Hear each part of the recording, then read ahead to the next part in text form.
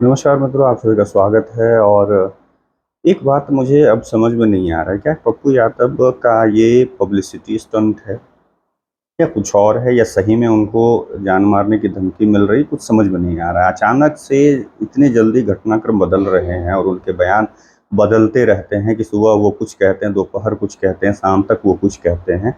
इससे लगता है कि कहीं ना कहीं ऐसा तो नहीं कि पब्लिसिटी स्टंट। अब इस जो घटनाक्रम है, इसमें अब ब्रजभूषण सिंह, जो पहले कुश्ती रेसलिंग फेडरेशन के जो अध्यक्ष थे और पूर्व भाजपा सांसद, अब वो भी कूद पड़े हैं।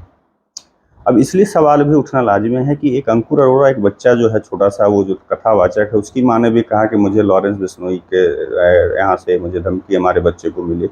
मुझे अब समझ में नहीं आता लॉरेंस बिश्नोई उसे क्यों मारेगा, उसका क्या लेना देना, वो क्या वैसा कर दिया है। मतलब इस तरह से सिर्फ लगता है कि एक अटेंशन सीकर जो होता है ना, उस तरह से किया जा रहा है क्या। ठीक है, पप्पू यादव ने तो स्टेटमेंट भी दिया था, पप्पू यादव ने तो बड़बोलापन भी दिखाया था, लेकिन अंकुर अरोड़ा क्यों। इसलिए मुझे लगता है कि कुछ कुछ लोग जो है लॉरेंस बिश्नोई के नाम पे अपने आप को पब्लिसिटी स्टंट के तहत अपने आप को फेमस करना चाह रहे हैं। अब रही जहां तक बात पप्पू यादव की बात, पहले तो उन्होंने बड़बोलापन दिखाया, मुंबई तक गए और उन्होंने बहुत, और उनके जो समर्थक हैं, जो खास कर करके उनकी जाति के लोग हैं, ट्विटर से लेकर करके अभी भी एकदम बाघ का कलेजा और शेर और क्या क्या पता नहीं किन किन चीज़ों से उनको ये कर रहे हैं। लेकिन अब कल का ये स्टेटमेंट देख लीजिए वो यादव का, कि वो कह रहे हैं कि लॉरेंस बिश्नोई जिसे चाहे मार दे, चाहे वो सलमान खान को मार दे, किसी को मार दे, मुझे किसी से कोई लेना देना, किसी लेना देना नहीं है, किसी के पर्सनल मैटर से मुझे कोई लेना देना नहीं। तो भाई तुम लोग क्यों झाड़ पे चढ़ाने पे लगे हो, क्योंकि वही सब पढ़ कर करके वो फिर दोपहर में बयान बदल देते हैं। फिर वही सब पढ़ कर करके शाम तक उनका बयान कुछ और हो जाता है। और सुबह होते होते फिर क्या उनको रात में आत्मज्ञान होता है, क्या ज्ञान की प्राप्ति होती है कि सुबह होते होते फिर वो बोलते मुझे कोई मतलब नहीं है, जो वो करे हमारा कोई लेना देना नहीं है। अब वो पहले तो एक चीज़ और है उनका, कि पहले उन्होंने लेटर लिख कर कर करके जेड प्लस की सुरक्षा की मांग की।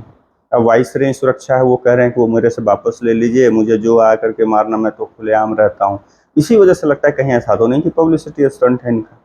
अब इन सब के बीच में अब इनकी पत्नी ने इनका साथ छोड़ दिया। इनकी पत्नी ने कहा कि हम 2 साल से साथ नहीं रहते, हमारे मतभेद हैं, हमारे वैचारिक मतभेद हैं, और पप्पू यादव क्या क्या बोल रहे हैं, किसके बारे में बोल रहे हैं, उससे हमारा कोई लेना देना नहीं। अब इससे समझिए, एक तरफ बाप का करेजा मेरे बच्चों का, उन्होंने कहा मेरे बच्चों का भी लेना देना नहीं।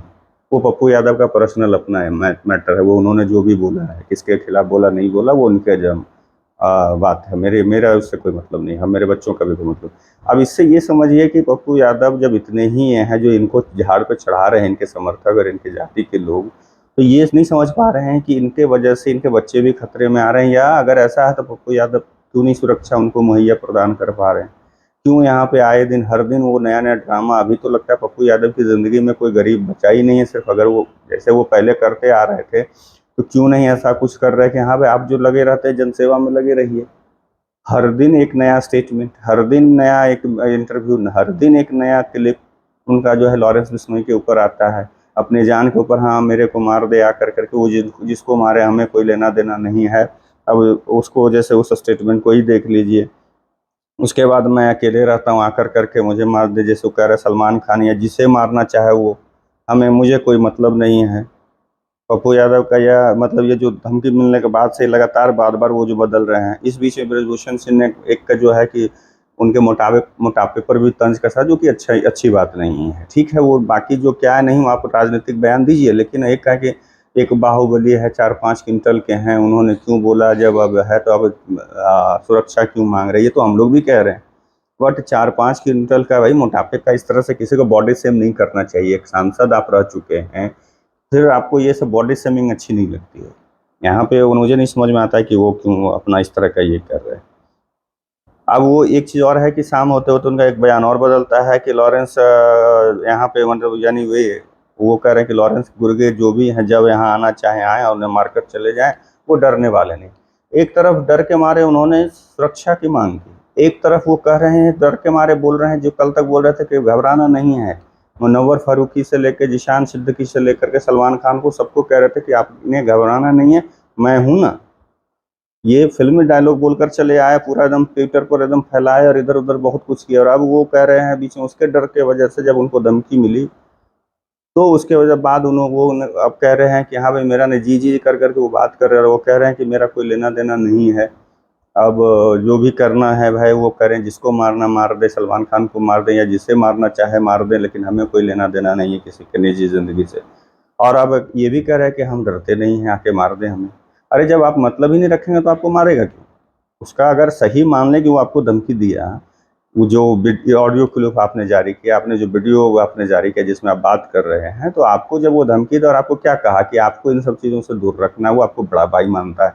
तो जब आप दूर रहेंगे तो आपको मारेगा क्यों? आप किसे मूर्ख बना रहे हैं पप्पू यादव जी? आप अपने समर्थकों को मूर्ख बनाइए, जो आपको बाघ का कलेजा कर करके जो झाड़ पर चढ़ाता है। आम पब्लिक जो है ना समझदार, उसको मूर्ख नहीं बनाइए। और ये अंकुर अरोड़ा तो गजब का गंद मचाए हुए, मुझे तो समझ में नहीं आता है। एक तो पहले उसको पता नहीं है, ज्ञान नहीं, उसको कथावाचक कौन बना दिया है।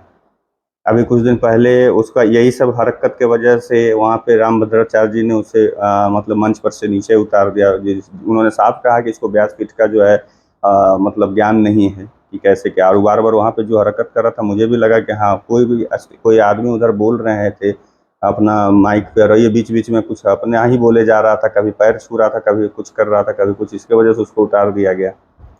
अब इसकी माँ जो है उसको कहते हैं कि धमकी मिल रहा है लॉरेंस बिश्नोई से। लॉरेंस बिश्नोई एक छोटा सा बच्चा को क्यों मारेगा?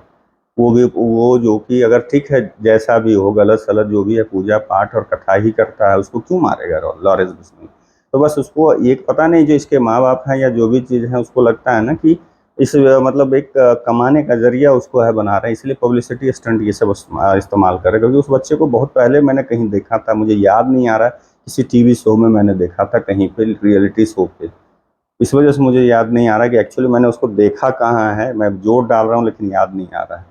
अचानक से इसको कुछ समय के बाद मैंने देखा कि ये इस तरह से कथावाचक बन चुका है और ये हो चुका है। तो मुझे बस यही लगता है कि उसके माँ बाप ने उसको मतलब क्या कहते हैं, पैसे का मतलब वो उसे बैंक समझ लिया, और उसके लिए भाई उसका जो भी प्रचार प्रसार करना है वो कर रहे हैं।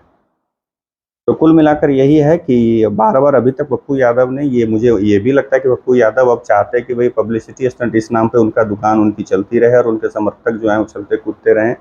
और जो हो रहा है इसको मतलब और चाहते हैं कि कुछ दिन तक खींचे। टीआरपी का खेला है उनके लिए भी, क्योंकि उनका एक सगल है मतलब कि वो हमेशा चाहते हैं कि खबर जो है मीडिया में है वो छाए रहें, और वो उसके वजह से छाए हुए हैं अभी वो। चलिए खैर, मिलते हैं फिर, आप लोगों से विदा लेता हूँ, दूसरे वीडियो में मिलूंगा, तब तक के लिए नमस्कार।